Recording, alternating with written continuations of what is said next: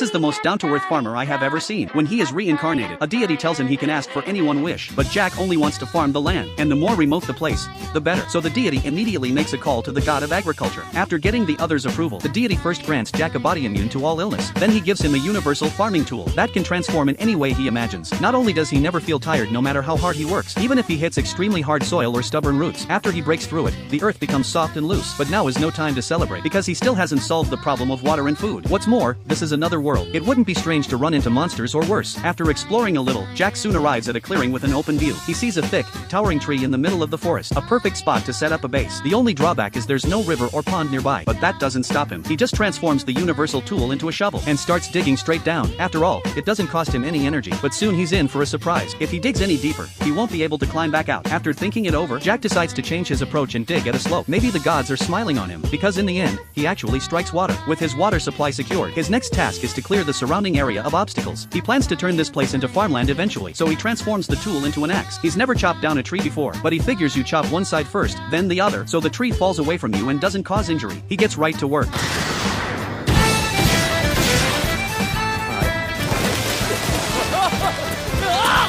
Damn, Jack is totally shocked. The farming tool from the gods is unbelievably powerful, but now that the tree is down, he might as well process it further with a machete. The work goes smoothly. It's as easy as slicing through soft tofu, and moving the wood is no trouble at all. Before long, he has a stack of lumber, just enough to build a small wooden cabin. Before he knows it, the sun is starting to set. Jack realizes he has no light source. He quickly tries to summon a flashlight or a lighter, but for some reason, it doesn't work. The good news is, after many attempts, Jack finally manages to create a magnifying glass. The bad news is, by then the sun has already set. Left with no choice, he spends the night in a hollowed-out tree trunk. While he's at it, he uses a wood file to make a set of wooden utensils. If you're wondering why everything is so bright at night, it might be because there are 2 moons in the sky. The next day, Jack uses the magnifying glass to start a fire, then clears more of the surrounding trees. After all that work, for the first time in this new world, Jack feels hungry. He's about to go look for food, but food comes to him instead. In a moment of urgency, Jack swings his hoe at the creature's head. Surprisingly, the part he hit turns into a pile of soil. Luckily, the rest of the animal is usable. After eating and drinking, nature calls. Jack doesn't waste any time. He builds a toilet right away. It has all the functions: storage, ventilation,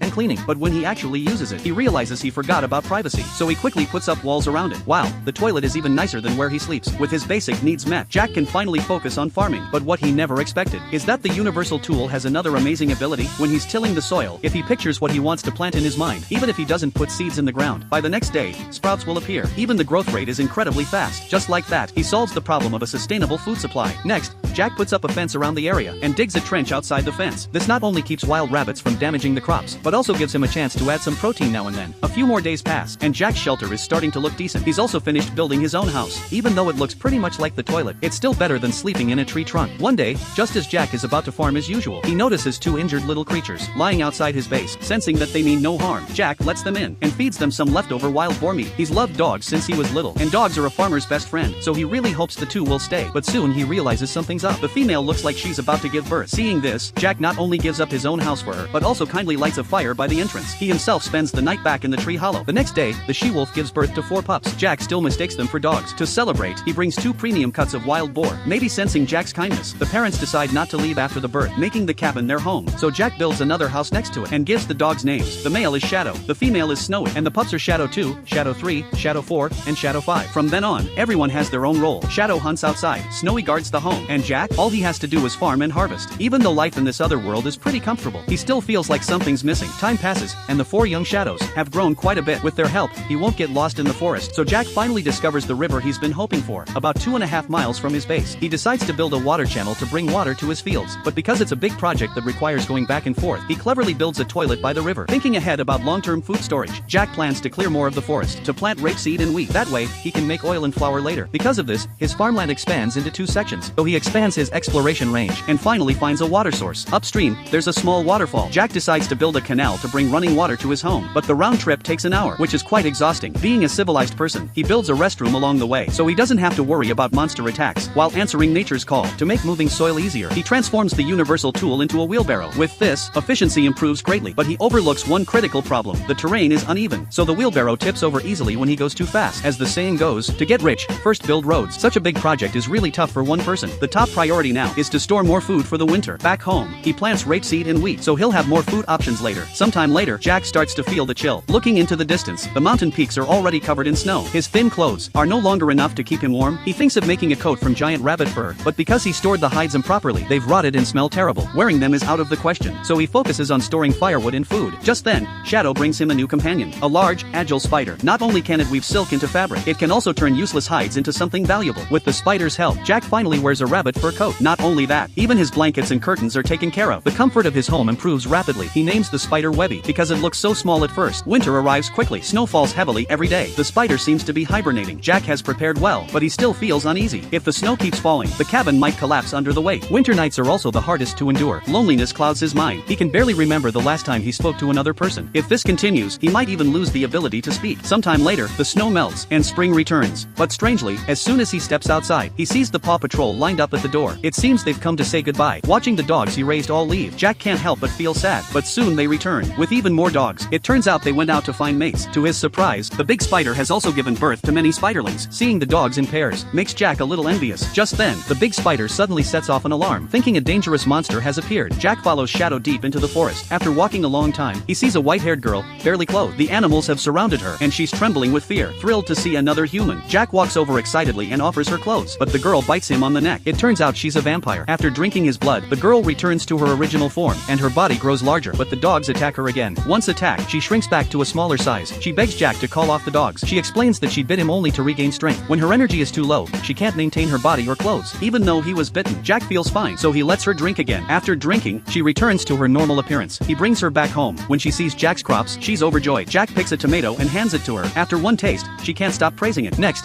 Jack takes her to pick corn and pull up radishes. The two of them have a wonderful time together. Every time the house spider sounded the alarm, a beautiful woman would mysteriously appear in the forest. He was already used to this kind of situation because the last one who had been tied up, a vampire, was now his wife. Seeing the woman asking for help, Jack quickly went over and untied her. He wanted to check on her injuries, but the angel simply raised one finger, and the next moment, her wounds began healing on their own. Even her torn clothes instantly returned to their original state. Just then, Jack noticed Jenny trying to slip away quietly. Seeing this, the angel suddenly turns serious, yelling at her to give up and surrender without resistance. Perhaps because her tone was too arrogant, the shadow dog stepped in again and taught her a firm lesson. Back at the base, Jack finally learned that the angel had come to capture Jenny because she kept researching strange potions and would blow up nobles' castles whenever she was in a bad mood. But Jenny insisted it was all a misunderstanding. Watching them argue, Jack remarked how well the two seemed to get along. As the conversation continued, the angel grew curious. She wondered exactly what kind of relationship Jenny and Jack had.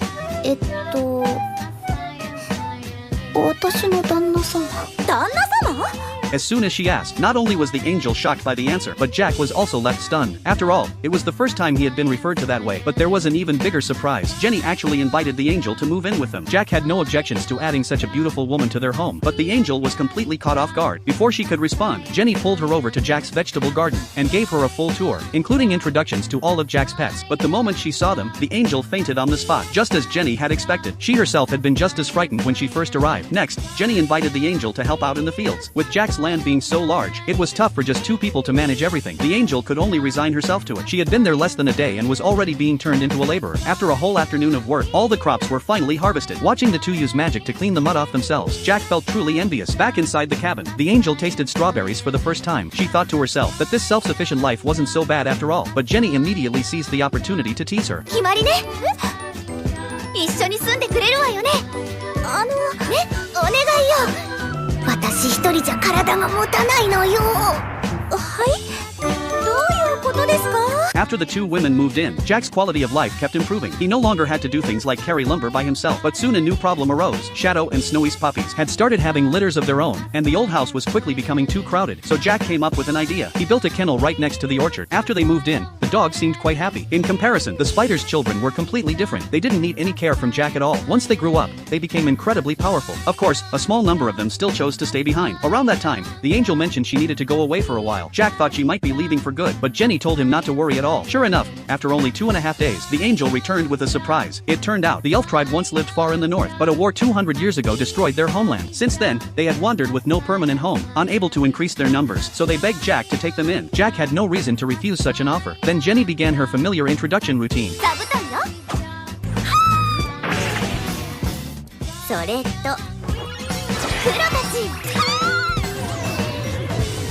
With so many new people arriving all at once, Jack considered building an extra large house. To his surprise, the elves were not only hardworking, but also highly skilled in construction. Jack even learned quite a few assembly techniques from them. 10 days later, the house was completed. The floor plan looked something like this. It had every facility they could possibly need. Seeing how happy the 9 elf women were, Jack felt deeply satisfied. To thank Jack for taking them in, the elves even took over all the blacksmithing work. Jack was astonished. According to typical otherworldly logic, wasn't that supposed to be a dwarf specialty? What he didn't realize was that the elves had been wandering for 200 years and had basically learned every skill there was. Holding the large iron wok they made, Jack's thoughts drifted back to his modern life. But what he didn't know was that there were still some things the elves simply couldn't do. 定住と繁殖くらいですかね。 The next day, Jack discovered by chance that the elves were also experts at baking. They had even managed to obtain natural yeast. For the first time in a long while, Jack got to eat freshly baked bread. He decided he would plant more wheat soon. Luckily, with the all-purpose farming tool, he didn't have to worry about seeds at all. He could use the newly built reservoir to expand a paddy field for rice. He also didn't need to worry about the planting ceremony. He left that task to the 7 elf helpers. He didn't need to fear pests either. The spider's children took care of that. Soon, 2 rice paddies were completed. And with the power of the all-purpose farming tool, the rice sprouted and headed even faster than expected. Jack then summoned a sickle, but he barely had to lift a finger himself. With the 7 elf helpers around, harvesting the rice was done in minutes. After drying the rice, Jack materialized a threshing machine. Once the grains were separated from the stalks, the next step was hulling and polishing. Although the process was intricate, the moment he saw the finished white rice, he felt truly happy. The final step was cooking the rice. This was when Lulu Lucy used her magic to create fire, but not an intense, burning heat. Just a gentle, low flame was enough. Afterward, Jack shaped the cooked rice into individual rice balls. He even filled them with some of the salted fish. But when Jack went to grab a rice ball for himself, there was only a single grain of rice left in the box. The rest had been taken by the elf girls behind him, each of them holding 2. After finishing this meal, it was time to prepare for the next. So, he took the elf girls to plant more rice seedlings. Although Jack doesn't get tired from work, getting dirty is unavoidable. Unlike his elves, who can just use magic to clean themselves, this gave Jack the idea to build a bathhouse. But no matter how much Jack tried to explain it, the elves couldn't understand the point. They thought simply washing with water was the same. Then Jack asked a critical question. Isn't it cold bathing in winter? He added that soaking in a bath also helps blood circulation. Seeing how determined Jack was, they decided to just get to work. The most crucial part was, of course, the bathtub. It had to be large enough, otherwise, they couldn't all enjoy it together. But just having a bathtub wasn't enough. Troughs for washing their bodies were also essential. The final step was figuring out what to do with the used bathwater. Draining it directly into the river was not an option. Just as Jack was racking his brains, Tia offered a suggestion. They could use slimes to treat the wastewater. Slimes consume waste and purify the environment. They are essentially nature's cleanup crew. Right after saying that, Tia flew off to catch some slimes. Jack, meanwhile, built a purification pond for the wastewater. Although the bathhouse was finished quickly, Jack started going on and on about how to use it. This finally annoyed the lead elf girl. She told him to stop with the nonsense. A direct demonstration would be clearer for everyone. And so, Jack took off his clothes in front of all the girls. You'd think he'd feel some shame, but his skin is thick. Without his heart racing or his face reddening, he started washing. It was the moment he entered the bath that he instantly lost his nerve. Seeing this, everyone else let their guard down. They all took off their clothes and prepared to get in. It was then that the shameless Jack actually blushed. He muttered that they should have waited until he was finished. His 2 wives immediately saw right through him. They said it was nice to bathe together anyway, and it saved them from having to heat the water again. Feeling helpless, Jack had no choice but to accept this unexpected bliss. But the most hateful thing is that the little black spider was being incredibly thoughtful again. It brought back 5 more wild elf girls for Jack. They belonged to the same group as the first 7 elves. They had been separated from them and hadn't seen each other for over 200 years. Jack understood. To reunite the elves, of course he had to let them stay. The ground suddenly began to shake. An angel from the patrol unit came to report. It turned out a brawler bear and a giant serpent were fighting in the forest. Logically, no one would dare get close to such a battle, but Jack's only thought was, can you eat them? So Jack had the angel take him there to restock. He used his all-purpose farming tool to summon a sai, and with one swing, the brawler bear was down. Everyone was stunned. No one expected the king of the forest to fall to a single strike from Jack. Unlike the shocked onlookers, Jack was already thinking about how to cook it. Soon, a dish of red wine-braised brawler bear was ready. It didn't taste very good, though. Next came crispy fried serpent meat. Surprisingly, it was delicious. It tasted like fried chicken. But what's fried chicken without dipping sauce? Jack then collected a few eggs laid by one of the local bird monsters, cracked them open, added salt and vinegar made from apples, and finally poured in some oil while mixing. Just like that, a sweet sauce was ready. これこ